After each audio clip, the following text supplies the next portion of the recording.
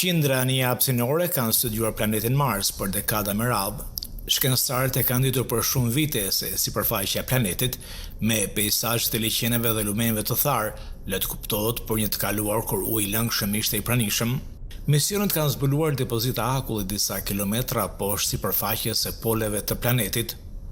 Sonda Perseverance shpresohet të sjellë brenda dekadës së ardhshme një mori mostrash që mund të ndihmojnë për të mësuar më shumë rreth planetit të kuq.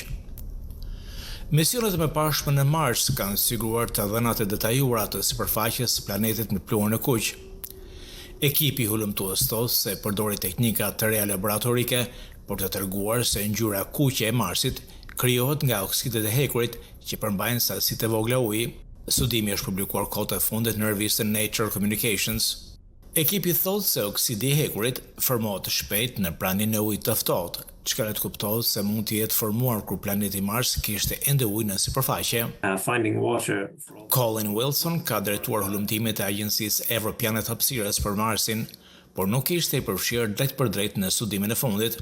Ai thotë se rezultatet tregojnë se ndryshku i gjetur në Mars, hekuri i oksiduar, rreth 140 milion milje larg, nuk është aq i ndryshëm nga fenomeni që shohim në tokë. Atmosfera e Marsit është jashtëzakonisht e thatë, vetëm disa të qindat e 1% është avull uji, kështu që do të jetë një formë jashtëzakonisht e thatë të ndryshkut. Por studimi i fundit, i cili është kryer përmes një kombinimi të vëzhgimeve nga sondat amerikane dhe europiane, tregon se lloji i ndryshkut që gjendet në Mars është shumë më i ngjashëm me ndryshkun që ne njohim në tokë, i cili nuk është hekur i oksiduar aq i thatë, por në fakt ka një përmbajtje të konsiderueshme uji në të. A significant water content as well.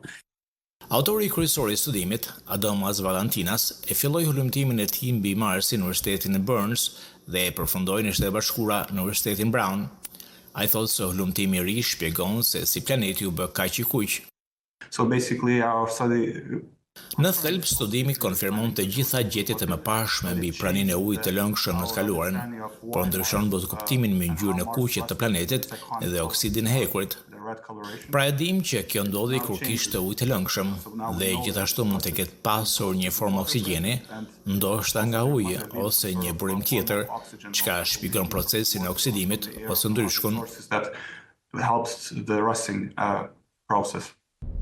Ai thotë se erërat mund ta kenë përhapur ndryshkun e tjetërsuar në pluhur në mbar planetin dhe nuk ka patur rreshje për ta larë atë, ndaj është i pranishëm. Megjithse shkencëtarët kanë prova se Marsi dikur kishte ujë, ata ende nuk e dinë se nga mund të ketë ardhur.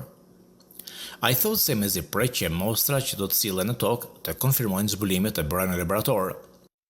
Sidoqoftë, plani i NASA-s për të sjellë kampionët nga Marsi në tokë është në pritje të gjetjes së një mënyre më të shpejtë dhe më pak të kushtueshme, sipas zyrtarëve.